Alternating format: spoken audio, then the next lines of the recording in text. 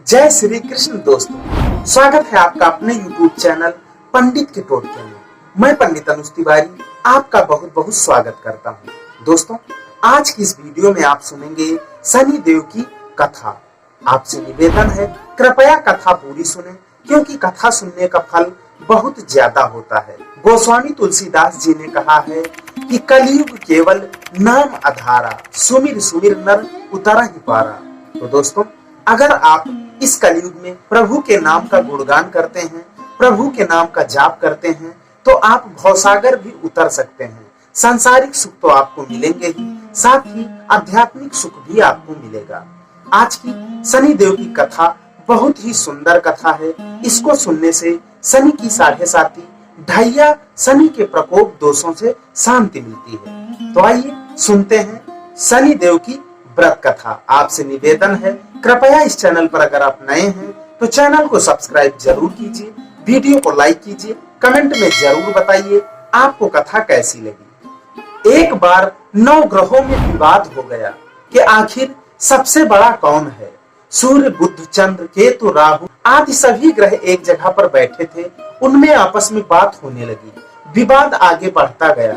उनमें विवाद इस बात को लेकर था कि आखिर सबसे बड़ा कौन है। उनमें से किसी ने कहा, चलो देवराज इंद्र के पास चलते हैं, उनसे पूछते हैं कि आखिर हम में से सबसे बड़ा कौन है। जब सभी ग्रह देवराज इंद्र के पास पहुंचते हैं तो देवराज इंद्र घबरा जाते हैं कि आखिर वह किसे छोटा बता दें, किसे बड़ा बता दें। देवराज इंद्र सोच में पड़ जाते हैं कि आखिर वह क्या करें। तभी उनके मन में एक बात आती है और वह कहते हैं सभी ग्रहों से, कहते हैं आप लोग पृथ्वी पर जाइए, वहां पर महाराज विक्रमादित्य जो सबसे बड़े न्यायिक राजा हैं, आप उनसे कहिए, वह आपके इस विवाद का निर्णय जरूर करेंगे। सभी ग्रह देवराज इंद्र की बात मान गए और वहां से विदा लेते हुए सीधा राजा विक्रमादित्य के महल में पहुंच गए। वहां पर जाकर राजा ने उन सबको प्रणाम किया, आसन देकर उन्हें बैठने को कहा। फिर उनसे यहाँ पर आने का कारण पूछा।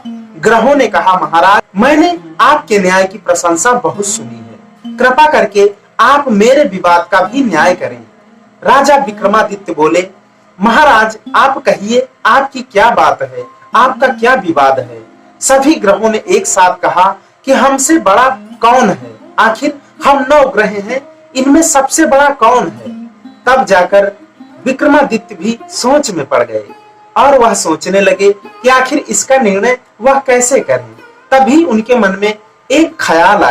उन्होंने अपने मंत्री को बुलाकर उससे कहा कि आप सबके लिए एक एक सिंहासन तैयार कीजिए, एक सोने का, एक चांदी का, एक शीशे का और एक लोहे का। इसी तरह सभी ग्रहों के अनुसार सभी सिंहासन तैयार करवाए गए। शर्त यह रखी कि यहाँ पर सभी 9 सिंहासन तैयार रखे हैं, आप लोग अपने अपने सिंहासन पर विराजमान हो जाइए। जो सबसे आखिरी में बैठे वही सबसे छोटा होगा।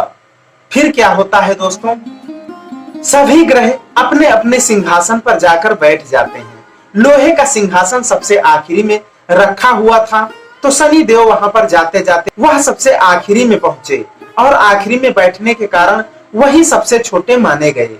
सभी ग्रह हंसी खुशी से अपने अपने धाम को चले गए।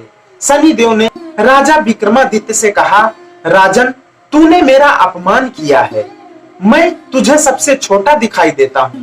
शायद तू भूल रहा है, मेरी ढैया से, मेरी साढ़े साती से कोई नहीं बच पाया। तेरी भी जब साढ़े साती आएगी तब मैं तुझे बताऊंगा कि मैं छोटा हूँ या बड़ा। कुपित होते हुए शनि देव वहां से चले गए। राजा विक्रमादित्य थोड़े दिन सोच में रहे। फिर एक दिन क्या होता है कि जब उनकी साढ़े साती आती है, तब वह अपने महल में बैठे हुए थे।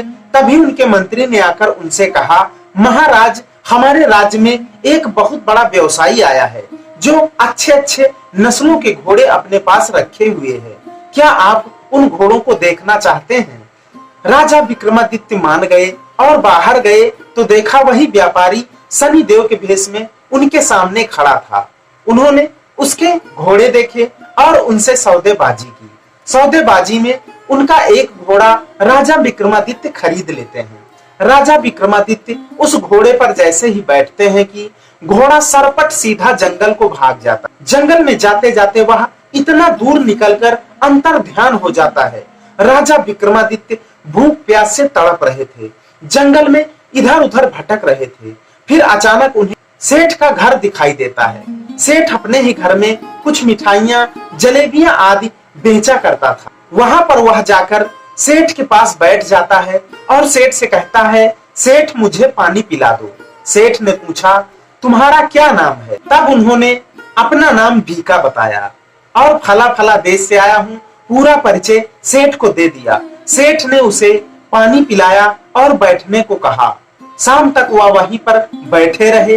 फिर सेठ ने देखा आज उनकी दुकान में कुछ ज्यादा ही बिक्री हुई है, तो सेठ ने सोचा क्यों ना इस बीका को अपने घर ले जाकर इसको अच्छे से भोजन पानी कराया जाए। सेठ ने राजा को अपने साथ अपने घर ले गए। राजा ने वहां पर बैठकर भोजन किया तो देखा सामने खूंटी पर हार टंगा था। हार को खूंटी निगल रही थी। राजा ने सोचा यह क्या आश्चर्य है। उनके सोचते ही सोचते खूंटी ने पूरा हार निगल लिया। फिर जब सेठ आते हैं, देखते हैं कि उनका हार नहीं है, तो उन्होंने बीका पर चोरी का इल्जाम लगाकर उन्हें राजा के हवाले कर दिया। राजा ने बीका को सजा सुनाई, उनके हाथ पैर कटवाकर एक चौराहे पर डलवा दिया। तब तक राजा की 7:30 समाप्त हो चुकी थी। उधर से एक सज्जन व्यक्ति निकल रहा था। सज्जन व्यक्ति ने राजा पर दया की और राजा को अपने साथ उठाकर अपने घर ले गया।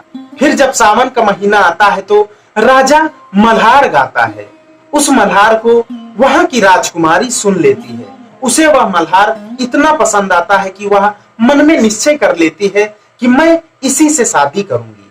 उसने अपने राज्य से मंत्रियों से कहा कि यह जो भी कोई गा रहा है इसका पता लगाओ, मुझे इससे मिलना है।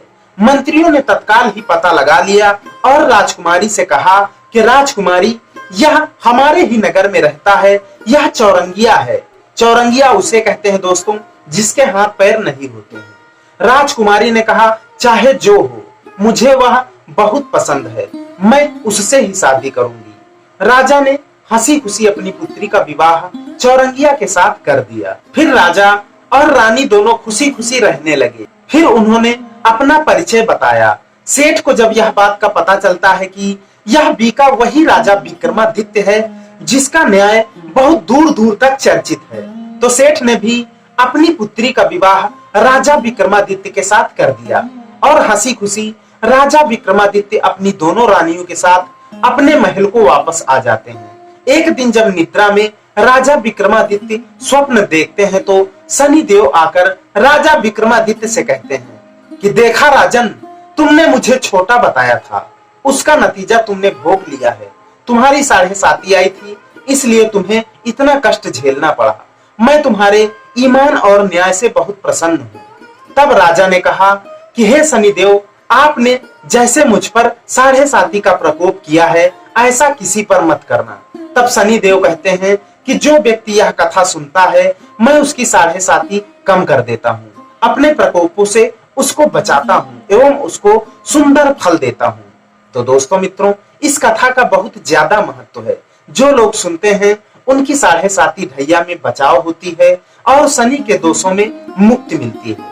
तो आशा करता हूँ आज की कथा आप सबको पसंद जरूर आई होगी। कमेंट में अपने विचार जरूर बताएं। अपने इष्ट या जय श्री कृष्ण कमेंट में आप लिख सकते हैं। इसी के साथ विदा लेते हैं, मिलते हैं किसी नई वीडियो में। तब तक के लिए जय श्री कृष्ण।